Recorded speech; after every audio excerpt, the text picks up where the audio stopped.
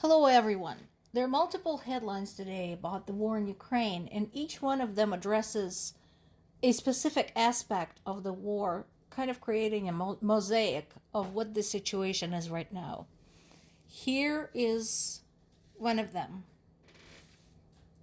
So, a British citizen who fought in Ukraine has been captured and jailed for 13 years, sentenced to 13 years in prison in Russia.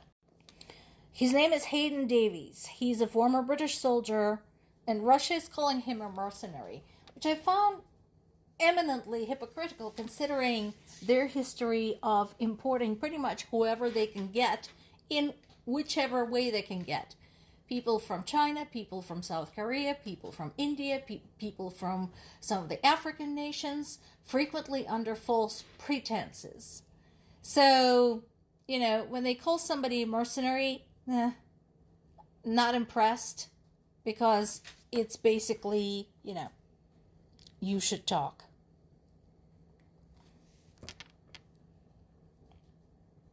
Now, the UK Foreign Commonwealth and Development Office said it strongly condemned the sentence. And yeah, I'm glad they made a statement. My question is, what are you going to do about it? The charge was that he took part in military operations against the Russian armed forces on the territory of Donetsk region. Of course, again, the eminent hypocrisy there is, what the fuck were Russian forces doing in the Donetsk region, considering they have no business being there? But of course, that is a small problem, not something they would want to focus on. And so, yeah, and the man fully acknowledged that he was the member of Ukrainian Army's Foreign Legion and traveled to Ukraine by bus from Poland. He was paid a salary. And he did plead guilty. So he honestly said, yeah, motherfuckers, I fought against you in Ukraine. So I do hope the UK is taking steps to exchange him, because he's not going to survive in Russian prison for 13 years. I can guarantee you that. And they're going to make sure that he doesn't survive. As somebody who has a family member in Russian custody right now, it's been a year since he's been taken, I can tell you, this is not anything to be treated lightly. So I feel very sorry and very concerned for this man's family, his friends, anybody who cares about him, because this can't be good.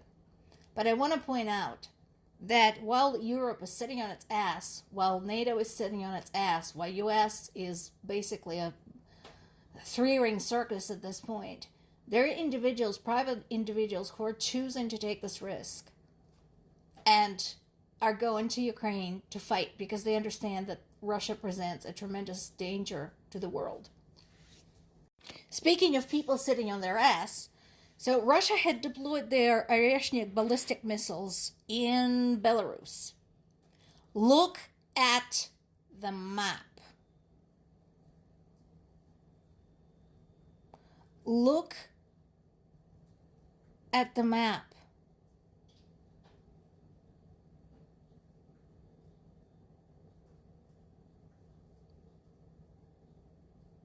Look where Belarus is. Do you really want Russia's ballistic missiles there? Look at the borders. Look at the distances. Once again, I encourage everybody to consider this, as Russia keeps insisting that it is somehow being threatened, and it's just trying to defend itself, even though when its tanks came rolling across Ukrainian borders on February 24th, 2022, not a single shot has been fired at it. So this shrinks the buffer zone, not just between launch areas in Ukraine, but also between launch areas and Europe. This, I don't know why this is not getting more attention, why this is not everywhere. This is an open threat. As is this. Russian guards briefly crossed into Estonia, and nothing was done about it. So this was yesterday. Estonia has been one of the staunchest supporters of Ukraine, which is fantastic. So, how is it that they allowed this to happen? Now, here is the notable part. So here's your map showing you where Estonia is at. And here's the remarkable part about this encounter. These guards were on Estonian territory for 20 minutes. In terms of national security, 20 minutes is a long time, guys. How is it that they weren't challenged, they weren't stopped, they weren't held up, they weren't arrested? They were just let go. They just wandered into Estonia, walked around for some reason there for 20 minutes, and then went back to Russia. What the fuck? Guys, we have a war on. Hello? Do you think they just went for a walk there? No. Such cases should be challenged. Learn from Ukraine. There's a summit in Brussels taking place tomorrow and the day after. The key point on the agenda is going to be the frozen Russian funds.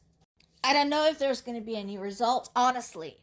At this point, I'm kind of seriously wondering, what are they waiting for actual bombs to start falling on them? Not just flying over in bits and pieces, kind of crossing in, but actual targets blowing up. Is that what we need to see?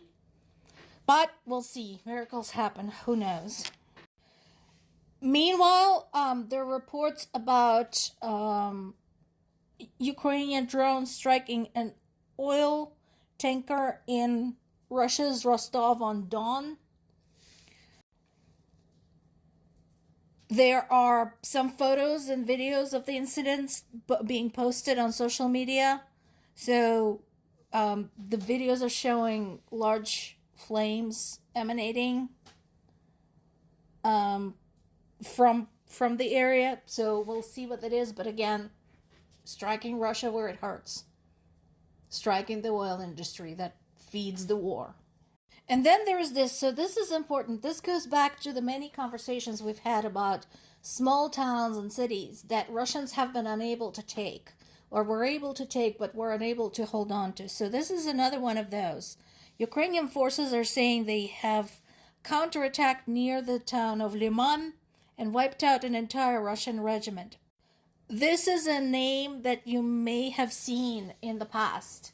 This, again, is in the Donetsk region, and basically the situation there was very similar to Pokrovsk and Kupiansk, where they fought for it and fought for it and fought for it and fought for it and were unable to do anything.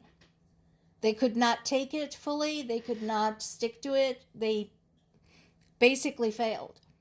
In this particular case, a regiment is a military unit that can include roughly 2,000 troops, but could be more. And in addition, Ukrainian security services had struck a Russian military airfield in Crimea, destroying hundreds of millions of dollars worth of valuable military equipment.